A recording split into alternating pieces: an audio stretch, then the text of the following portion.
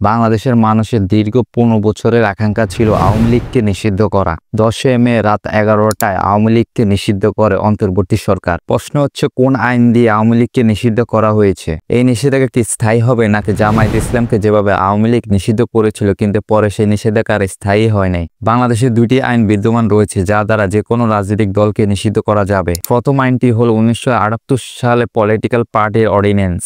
এটি সরকারকে হাইকোর্টে রেফারেন্স পাঠানোর অনুমতি দেয়। জাতীয় সার্বভৌমত্ব যদি হুমকি হলে যে কোনো রাজনৈতিক দলকে এই আইনের আওতায় নিষিদ্ধ করতে পারে। আদালত উভয় পক্ষে শুনানি করে। দ্বিতীয় আইন হলো 2009 সালে সন্ত্রাস বিরোধী আইন। এই আইনে যদি কোনো রাজনৈতিক দল সন্ত্রাসী কার্যকলাপের সাথে জড়িত থাকে তাহলে নির্বাহী আদেশের মাধ্যমে এই আইন কার্যকর করে ওই রাজনৈতিক দলকে নিষিদ্ধ করতে পারে। 2009 সালে আওয়ামী লীগ এই আইন দ্বারা জামায়াত ইসলামকে নিষিদ্ধ করেছিল, কিন্তু মজার বিষয় হচ্ছে ঠিক একই আইন দ্বারা 2025 সালে আওয়ামী লীগকে নিষিদ্ধ করা হয়েছে। আপনারা কি মনে করেন, সরকার পরিবর্তন হলে আওয়ামী লীগ কি আবারও রাজনীতিতে ফিরে আসবে? কমেন্টে জানান। এরকম ইনফরমেটিভ ভিডিও দেখার জন্য আমাকে ফলো করুন।